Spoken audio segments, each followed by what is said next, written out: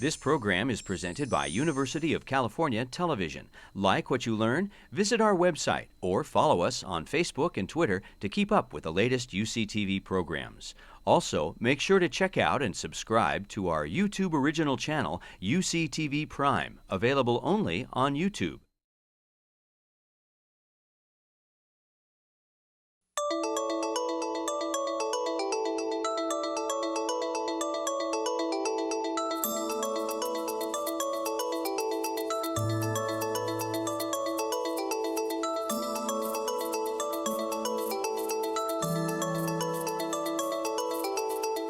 We look forward to listening to the next talk on complication of portal hypertension management dilemmas. It's given by Bilal Hamid, and Dr. Hamid was trained at University of Minnesota by Jack Lake. I think most of you know who Jack is.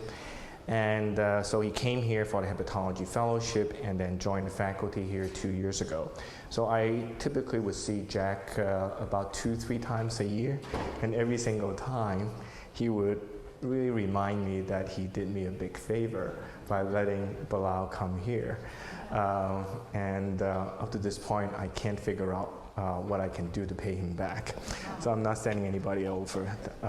So Dr. Hamid is a truly superb clinician, and he would challenge us to make some good clinical decisions in various difficult clinical scenarios that are related to portal hypertension. Bilal? Thank you, Francis. Thanks everyone for coming here. When I started preparing for this talk, I first thought, I don't know what I did when Francis gave me this topic because I was not in that meeting. So, just joking. Anyway, when I was coming to Napa, I was telling my wife that this is the 4th year I'm here. The first time we were here and I was coming alone on my 2-door sports car, and then every year it's like 1, so now we have 4 people in our car. So I hope that it just stops here. And so the complications of portal hypertension is such a big topic, and it was very difficult to figure it out at this level that most of us knows about the basics. So my thinking was to talk about some more clinical questions which we see every day, and which are more controversial and may actually get your expertise also, that what are all of you are doing in those clinical scenarios, and also learn from all of you to see whether we can improve ourselves. So I have no financial disclosure. So the outline of my talk, I wanted to focus on 3 basic things which I feel that we ask a lot of questions about it and we don't know, not too much data, and we see it differently for every patient. So first is how do we manage portal vein thrombosis in patients who have cirrhosis, not malignant or ACC, just a patient with non-ACC portal vein thrombosis. Second is, what about sepsis and bacterial infection and cirrhosis, which we actually see all of us every day in our ICU, and it's a big controversy about which antibiotics to use. And the third, which is actually a little bit old data, but actually is still reasonable in some clinical scenario, that whether there are some patients that we can actually use the TIPS procedure for early variceal bleed. So I start with a clinical scenario. We have a 59-year-old male with hepatitis C who is a nurse, had small varices and a MEL score of 12. He had an ultrasound for just ACC surveillance, and ultrasound showed that he had a new portal vein thrombosis. So he has all these questions for you. And the first question he asked is, how common is portal vein thrombosis and cirrhosis? I am the rare person that had got it. And does it impact my liver transplantation? It can pre-transplant or post-transplant. And the bigger question that all of we face it occasionally, that patient asks us, does I need anticoagulation? So what is the prevalence of portal vein thrombosis? So different studies have shown different, but if you have a compensated cirrhosis, the studies on autopsy series shows it can be 1%. However, the rising incidence, if you are more decompensated, because it's been patients who are listed for liver transplantation, it can be up to 8 to 25%.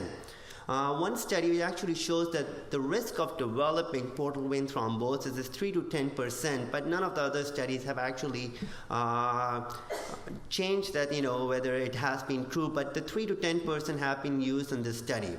The important concept which we are using is the decreased velocity of portal vein flow seems to be the most important local factor for thrombosis. And this is a study done by Zocco which actually shows that if you have a decreased portal vein flow of less than 15, this is a patient who actually have an increased risk of developing portal vein thrombosis in the future.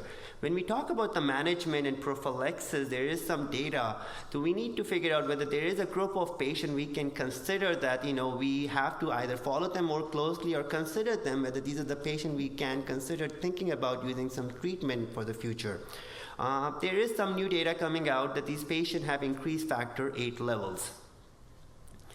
So does having a portal vein thrombosis pre-liver transplant increase your post-transplant mortality? There are multiple studies, small studies have different results. I tried to put 3 smaller studies, and I'm going to show a bigger SRTR database on the next slide.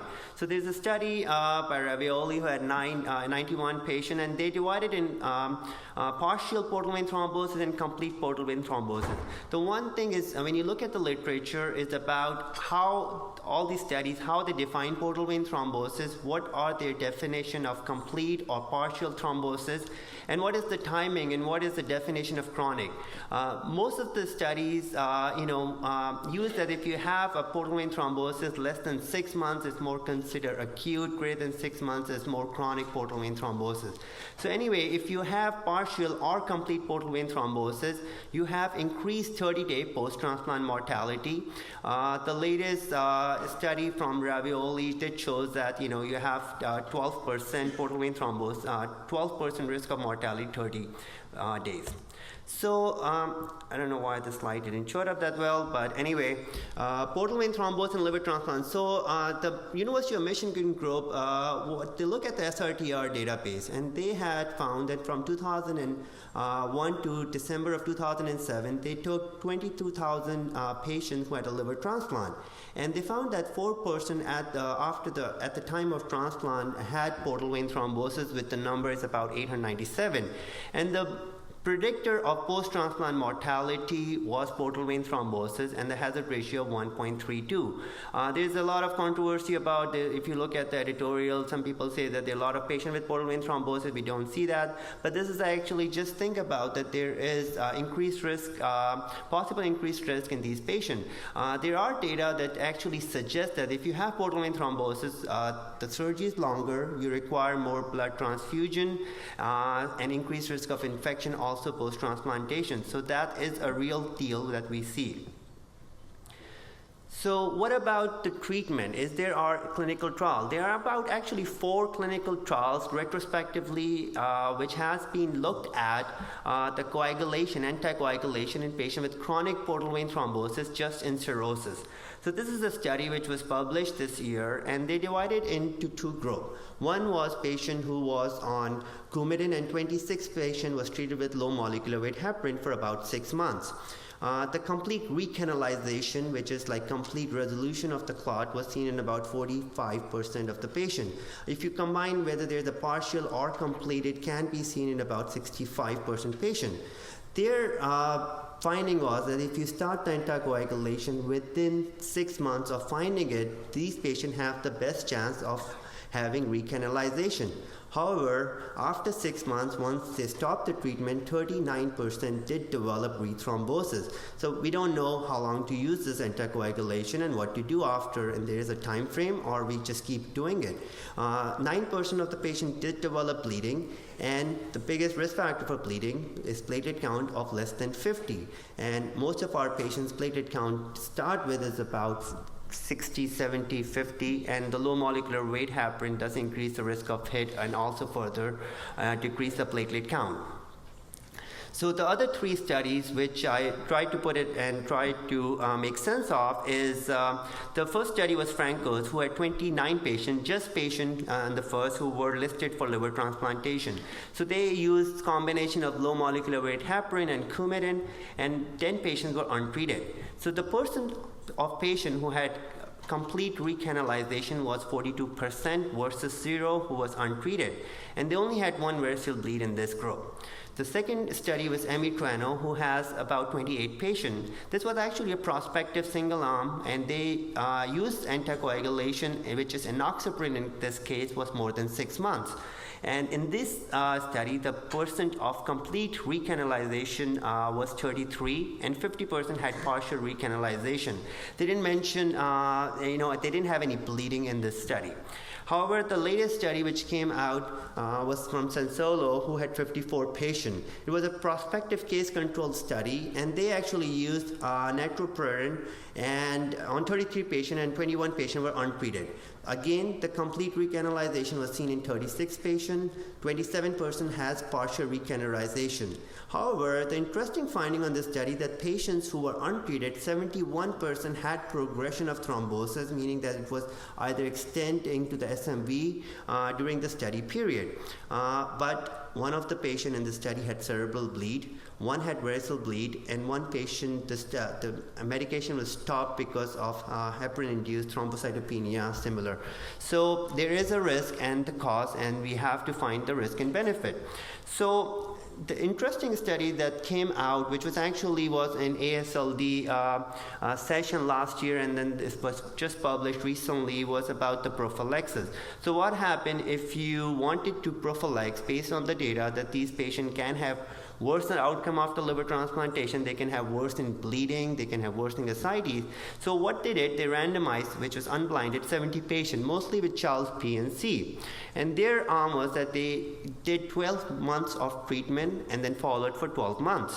One patient was withdrawn because of hepatic, again, a hit or heparin-induced thrombocytopenia. But greater than 50% of these patients had decrease in the platelet count. Their exclusion criteria was if you have platelet count of less than 100. So majority of these patients had platelet count of greater than 100. May not be applicable in most of our patients. They had 3 episodes of esophageal variceal bleed, and 2 in the treatment group and 1 in the placebo group. So this was their results. So on the enoxaparin, which was 4,000 units per day, and the people can argue how can you come up with this dose because it's weight-based and every patient in cirrhosis different and what weight dose medication to use.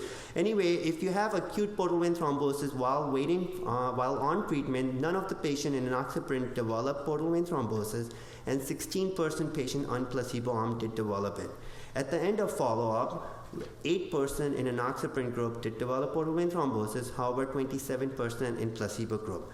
The survival was better, but the numbers are not that big to make any conclusion out of it. However, when you had the patients who did develop portal vein thrombosis, only 4% enoxaparin had hepatic decompensation, and 18 patients, which is about 60%, had hepatic decompensation in the placebo group. So this was actually got a lot of press last year, and it's one of the study. The other part of the study was, which I found very interesting, they actually look at the stool bacterial DNA, and they actually have a theory that these patients where enoxaparin somehow has improvement in the intestinal circulation, and that may be one of the reasons that these patients do better. It's a very unique idea, but we definitely need more studies and more. But it's a pretty unique thing that they did during the study. So this is the graph. Again, if you look at the solid line on your right side is the probability of developing portal vein thrombosis. So none of the patient did develop with the solid, and only after they stopped the treatment after 96 weeks that there is a first patient who developed portal vein thrombosis. They have less chance of having decompensation and also better survival. So what about the tips? There are actually some studies which actually been used or done in patients with portal vein thrombosis in tips, and mainly the tips was done because they had worsening hepatic decompensation, and most of them had variceal bleed or had worsening ascites. So if you look at the different studies, the big one was from 2010, which has 128 patients, and the success, because the one question is whether your radiologist can do a TIPS procedure, and again, it depending on on whether you have partial occlusion or complete occlusion. It all depends on that. But it's successful in most of the cases, like 2/3 of the cases, it can be successful. So the only 2 studies have actually shown that you can have a complete recanalization of portal vein after putting a TIPS. So the latest study from Luca from 2011 last year was 70 patients, and they have about 100% technical success, and about 60% of those patients had complete recanalization. So this was actually Eltron-Back study, which is like, I just wanted to put it because with the Hep C treatment, there's a lot of debate now. All of you may be using Eltron-Back, and I just wanted to put it as in that the study was done and recently published in New England Medical Journal. There are 292 patients, and most of these patients had platelet count of less than 50. So the finding of the study that 6 patients in the Eltron-Back arm did develop portal vein thrombosis versus 1 in the placebo, and this is actually the reason that the study was terminated. So just a caution that if you are using it, just be a close watch on Eltron-Back for development of, or just look out for portal vein thrombosis, and at least do an ultrasound before starting that. So what about the risk of bleeding? That's a big question that everyone asks. You're starting anticoagulation, and most of our patients have varices. And so this was actually a study which is a retrospective study, but patients who are non-cirrhotic portal vein thrombosis. They were not cirrhotic. They were about 136 patients. And their median follow-up was about 46 months. They had about 84 bleeding episodes, but on 42 patients. And their incidence of first bleeding was 35%, and the recurrent bleed was 58%. So it's pretty high. If you look at the hazard ratio or risk ratio of what are the biggest risks, and as expected, these patients with moderate to large varices. One thing I did not mention, that all these other studies which has in the treatment group, their protocol was to do EGDs and actually obliterate the varices before starting the anticoagulation, which makes sense, but there are reports of post-pending ulcers, and when do you start the anticoagulation? Most of the studies use 2 weeks time after they obliterate the varices before starting anticoagulation. So the question is, does portal vein thrombosis alter the natural history of cirrhosis? There are data that suggest that these patients may have worsening decompensation, or the question is that you have worsening decompensation and that's the cause of portal vein thrombosis. When and what to start, whether you start Coumadin or you start low molecular weight heparin. And if you start it, is there any duration? How long to keep using the medication, which we don't have any answer. And the other bigger question is that if you start Coumadin, can we follow the INR, which we know that it's only being used in patients who are not cirrhotic.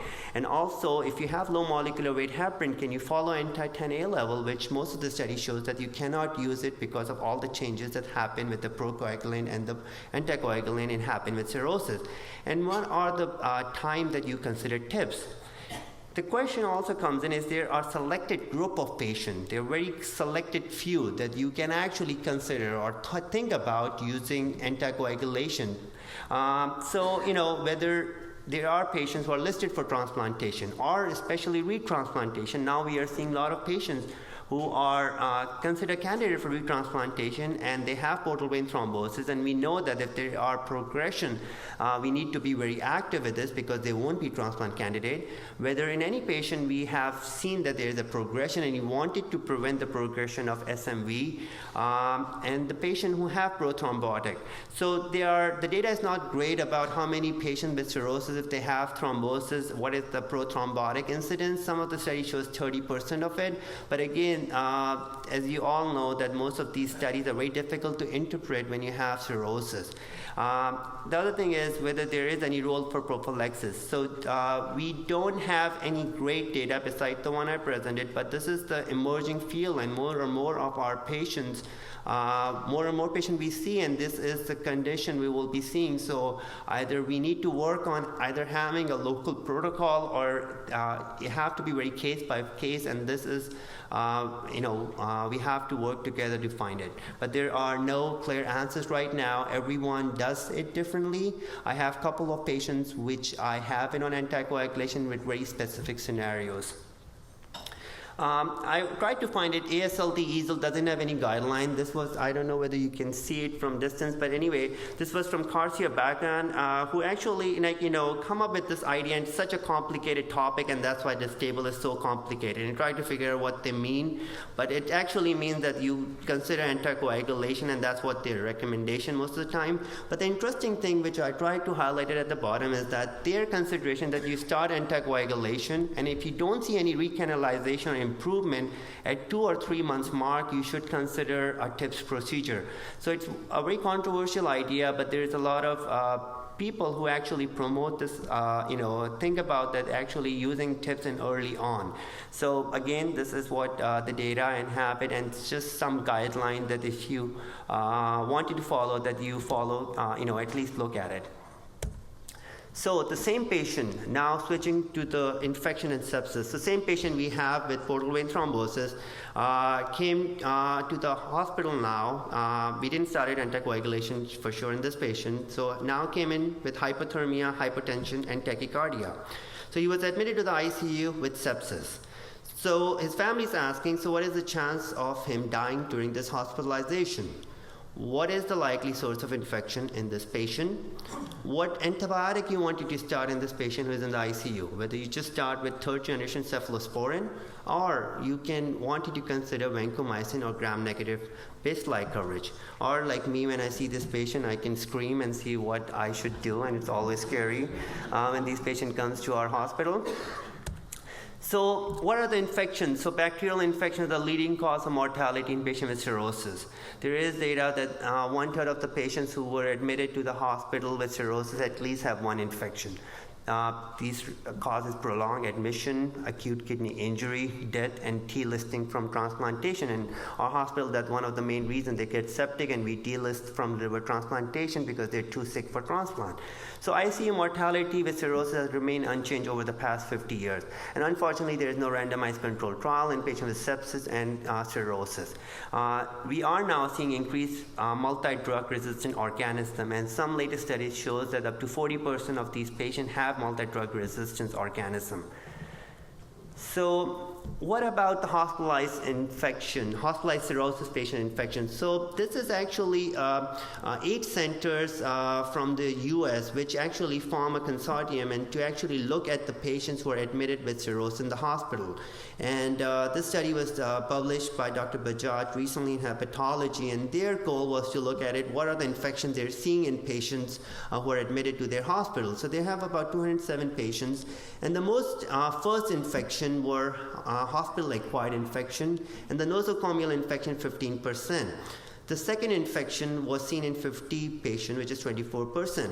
So when there are different theories in ID literature, what you define what infection. So the community-acquired infection is that the patient has never been admitted to the hospital in the last 6 months or did not require any antibiotic. And once they get admitted to the hospital, it's called community-acquired. Hospital-acquired infections are that they have been admitted to the hospital in the last 6 months and required antibiotic. If they come to the hospital, you find an infection within 48 hours, it's considered hospital-acquired infection. And the nosocomial infection is that if you didn't have any cultures or any culture or any other evidence of sepsis within the 48 hours, and the infection develop after 48 hours, it's considered nosocomial. The first infection is that you find the infection on when they get admitted. The second infection is that they didn't have any infection in the first 5 days of admission, and then you find an infection, it's considered second infection. So in this study, 24% of the patient has a second infection when they were admitted to the hospital. And their mortality, 30-day mortality, was 23%. This is not sepsis, it's just every cirrhotic patient coming to their hospital. The case fatality was higher for C. diff, which was up to 40%. Their calculation that besides the MEL score, which is expected as an increased cause of mortality, the second infection was the highest reason that people were dying. So this was actually the distribution of first infection, and if you look at the blue is the community acquired, the red is the hospital acquired, and the green is nosocomial. So if you can look at it, that on the urinary tract infection and the C. diff was mostly nosocomial infection. And as expected, SBP is the most common infection in patient admitted to the hospital. The respiratory infection, and this is like when they call 13%, is mostly aspiration, that patient get pretty encephalopathic and we don't work on it quickly and patient aspirate, and that is also a big nosocomial cause of infection. So if you look at what is the difference between the first infection, again, which was have it in the first 5 days when the patient admitted, or the second infection, which was when they were in the hospital for 5 days. So clearly, respiratory infection, again, was the biggest second infection. The UTI also slightly, and then the C. diff. So the fungal infection was up to 14%, which is, and most of these, the risk factor for fungal infection were patients in the ICU, on dialysis, and on prolonged antibiotics. There is an emerging literature coming out that Enterococcus has been an increased cause of SBP. This is a study which again recently published, about 170 episodes of positive ascites culture from 2000 and 2011. They actually divided the study into a different time frame to make sure that there is no significant change. So gram-positive infection, although we all think that gram-negative is the most, but this study shows that gram-positive is up to 50%. And Enterococcus was seen up to 28% cases. And nosocomial infection and the recent antibiotic was again the biggest risk factor. Poor survival in Enterococcus group. So what about the cirrhosis and the ICU admission with sepsis? So the estimated number of ICU admission related to the United States is up to 26,000 per year, and they're about estimated cost of $3 billion. The mortality in patients with cirrhosis, when they admitted with sepsis to the ICU, 30-day mortality 60 to 80%. And it's amazing that all the other chronic conditions is of only 50%. And all the other chronic conditions include renal failure, heart failure. The survival of sepsis is getting better except for cirrhosis. So what about the septic shock and cirrhotic patients? So this is a big consortium of about 28 hospitals in Canada, US, and Saudi Arabia. And they actually had the septic network, which they follow all the septic patients. They have about 6,000 patients in their database. So retrospectively look at patients with cirrhosis, and they have about 635 patients. Again, 28 medical center. I don't know why they named CATS. The mortality is 75%. So this was actually much higher than what we expected. Fungal infections were seen in 10% of these patients. 25% of these patients met the criteria of septic shock but was culture negative. So their theory was that whether there's a delay in starting antibiotic, and that's the cause of these people dying. So what they found out that inappropriate initial empiric antimicrobial coverage, which is when you have sepsis, there is a bundle protocol in most of the hospitals but does not apply to cirrhosis for some reason. And so 24% patient did not got the appropriate initial antimicrobial coverage. And the median time to start the right antibiotic was about 7.3 hours. And most of the patients with sepsis need to start the antibiotic within the first 6 hours, clearly shown to improve survival. Patient with septic shock was on single antibiotic rather than 2 or more antibiotic in 72% of these cases. It was right across all the hospitals, doesn't matter which region is it. So this was a very eye-opener that these patients who need a lot of antibiotic early on did not get the right antibiotic. Again, this is the graph. It shows that the hours, that how long it took to start the antibiotic, and about 7.3 hours in most, and that clearly associated with mortality. Again, it's not showing, but it just the graph was supposed to show that it's just an inappropriate antibiotic and increases the odds ratio.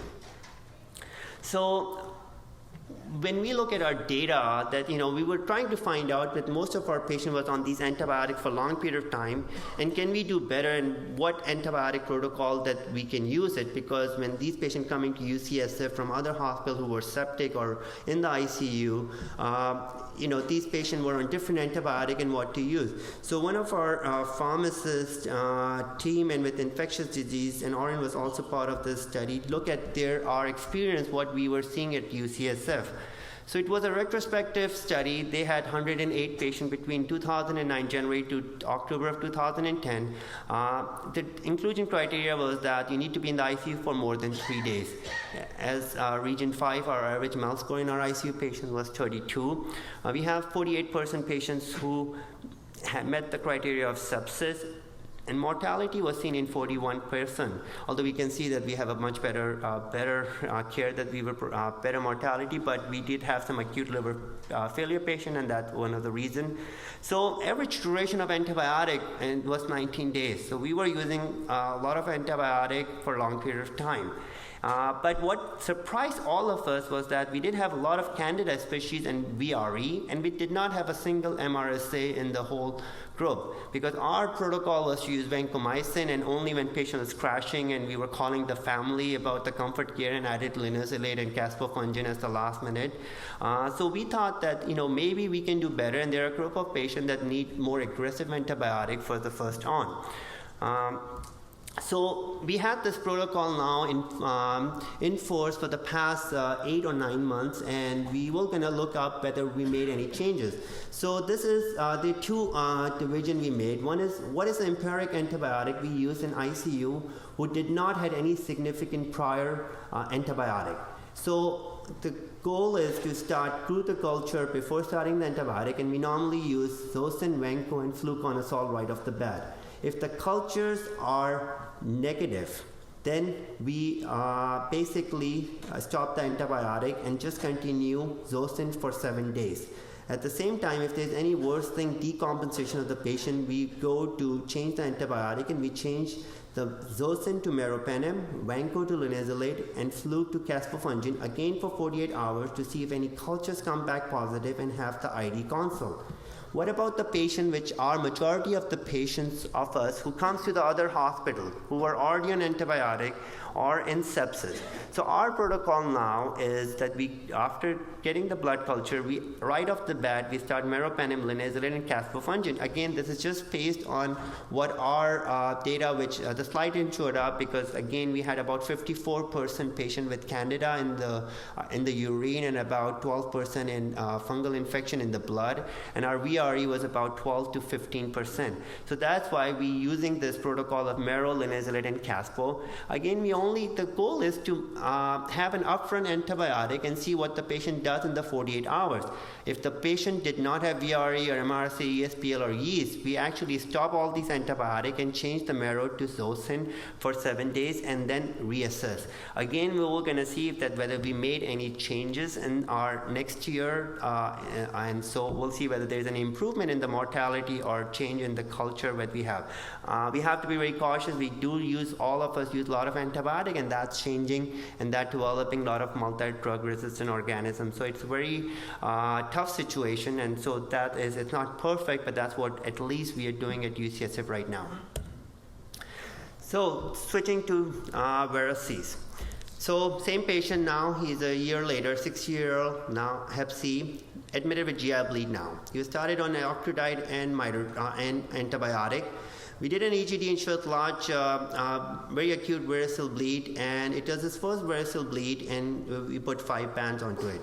So the question is whether you just continue octreotide and antibiotic for 5 days, you repeat the EGD 2 to 3 weeks later. If we rebleed, we consider tips, or we can consider tips on him right now. So this is the slide with Dr. LeBerg gave it to me. So how many patients are getting tips at UCSF? So 25% at UCSF is getting a tip for bleeding, and 71 as expected patient, 71% is getting it for ascites, and 4% sometimes we're doing a surgery and they need a preoperative decompression. That's the other indication we have used it. So most of the guidelines says that we use the tips as a rescue therapy for recurrent variceal hemorrhage, which is if you have a second rebleed from esophageal varices or the first rebleed of gastric varices. And TIPS is indicated if you have rebleed on combination therapy. There is data that if you have child A and B cirrhosis, the splenorenal shunt is as effective as TIPS. So in the past we had bare metal TIPS, and now we have covered stent TIPS. We did have improved patency of the TIPS now. 1 year we have up from 50% now up to 80%. However, this recent study shows that there is no difference in hepatic encephalopathy whether you use bare metal or covered stents, and the average is about 30 to 50%, a little bit higher than what we normally see. So the hepatic venous pressure gradient is the most important thing that predict your bleeding and what are the patients who have a chance of rebleeding. This is an old study which actually shows that most of these patients who have acute variceal bleed, they have a gradient is about 20, but it varies anywhere between 12 to 35. If you use the TIPS for acute variceal bleed, which is, again, when you have a second bleed, so this is the combination of all the data that is out there for a second episode of bleed, and there are 306 patients. If you can see that very effective in controlling the bleeding, almost up to 90 to 100% you can control the bleeding, but there is a high mortality in someone who have an acute variceal bleed. So again, very good in controlling, but high mortality. So this is a slide showing that what are the risks of rebleeding in patients you see every day with variceal. So if you does not treat them, you have about 60 to 70% chance that they will rebleed. If you just use beta blocker, it's about 50%. If you use pan-ligation, it's still not perfect. It's about close to 40%. However, if you put the TIPS in, the chance of it's 15%. But this is a new concept that's actually developing, especially in Europe, and we're not that in tune right now. The important thing is when you put a TIPS in, what is your pressure gradient, and whether you dictate what the pressure gradient is, and that's are the patient who have very high risk of bleeding. And this concept has been used, and there are two studies. The first one was actually published in 2004, which used early TIPS for patient with pressure gradient of greater than 20. They have 116 cirrhotics, and they divided into two groups.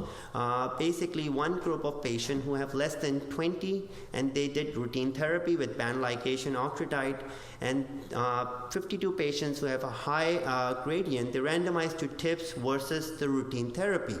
So the study shows that if patients who have an early TIPS, who has a high pressure gradient, have a reduced transfusion rate, reduced rate of rebleeding, and also decrease in hospital and 1 year mortality.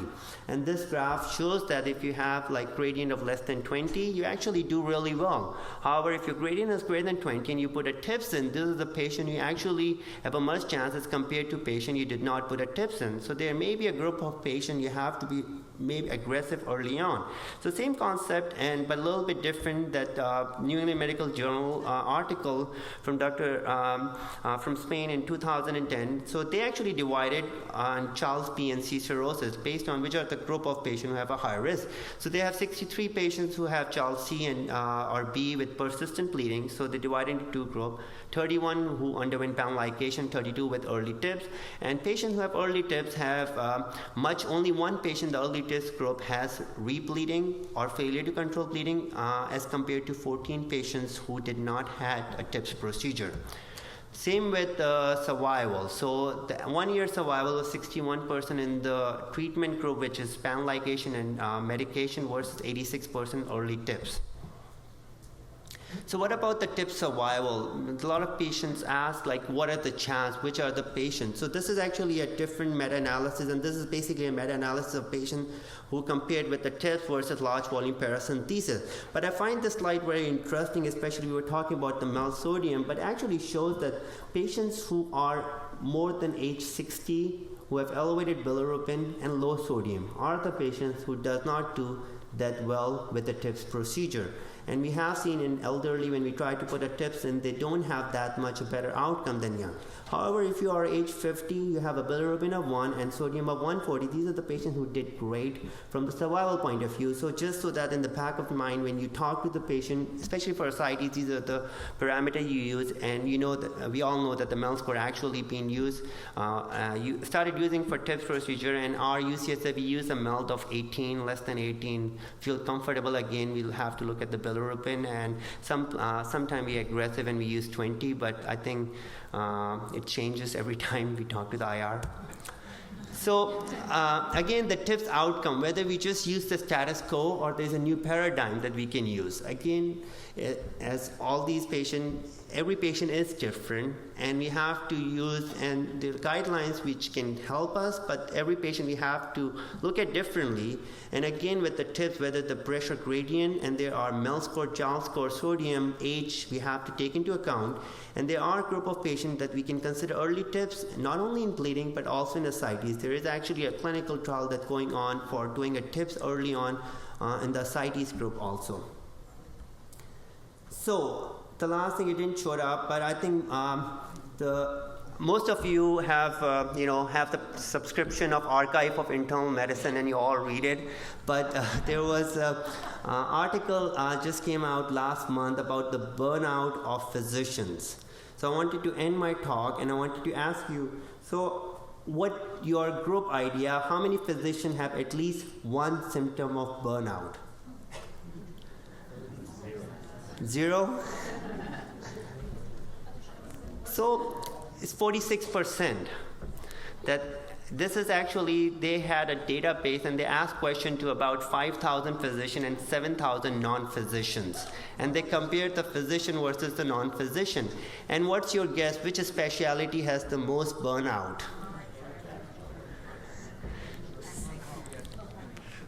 So family medicine, internal medicine, and ER. And how many physicians are dissatisfied with work-life balance? So, all of you are here, and I think my point is that enjoy this and have a good balance in Napa rather than just focusing on your patient. And that's what we try to do at UCSF. Thank you.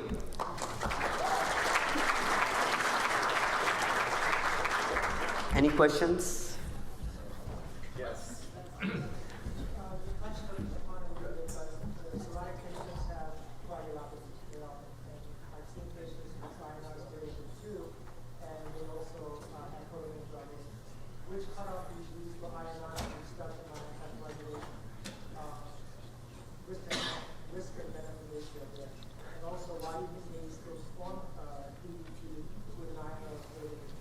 So the question is, if you have an elevated INR, is there a cutoff that you consider anticoagulation, and why do they clot? So there's actually a lot of studies that have actually done that, there is a whole balance of procoagulant and anticoagulant. INR does not actually predict that you can, because that's INR actually just form in patient just to detect on patient with coumadin INR, and this does not reflect that whether you can have an increased risk.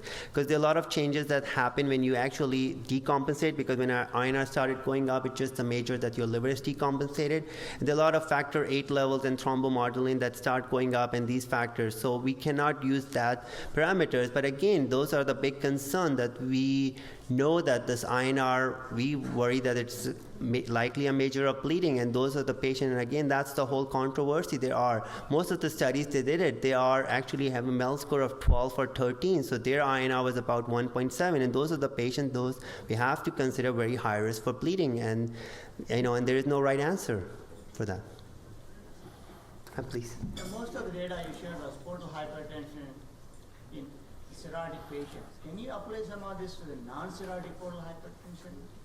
So the question is, only one slide. Right, yeah. So the question is whether the portal vein thrombosis in non-cirrhotic. So those patients, the estimate, so what we think about 40 to 50% of patients with portal vein thrombosis are seen in cirrhosis, but there are a lot of group of patients who develop portal vein thrombosis, and that's likely the cause of their portal hypertension.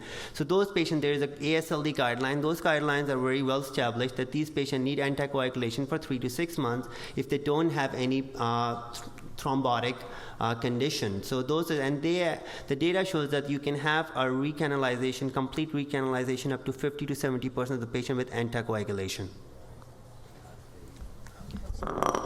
I have one. Oh, yes. Please. What is the outcome or predicted outcome for the variceal bleeding from people pre-sinusoidal bleeding or liver function is normal? So the question is, what is the prognosis of pre-sinusoidal hypertension. As far as, to be honest, I don't have a clear answer for that because, I didn't look at the data that what is the prognosis of it. But most of these patients, again, who did not have the decompensation, one of the major problem, and, you can actually help them with just banding, and they do actually really well. But I don't know so the question is which condition you use it. There are a lot of patients with nodular regenerative hyperplasia we do see very commonly and in our practice. And again, it's you're doing the tips for just a variceal bleed or just prevention of the bleeding, but we are very aggressive in tips on those patients. I just want to ask our surgeons, we pretty routinely perform liver transplant for even patients with portal vein thrombosis and cavernous transformation. But what percentage of time you need to use a drum graft? Like John or Rio? Probably less than. What percentage of time? I'm sorry? Less than half. Less than half of the time you need a drum graft, okay. All right. Okay, yes, Henry. With a recent publication about use of PPI in patients with cirrhosis, predisposed to an infection, what's your experience when you say so? Everyone is on PPI, that's for sure. Whether it shows the increased risk of infection, their data of PPI about everything, especially the C. diff data is very prominent. Interestingly, some of these studies, if you look at it, that some studies have shown a very high risk, but the only one study which I presented has shown that PPI may be increased risk. The other question is whether having on prophylaxis, HVP prophylaxis, increases the risk of all these other infections.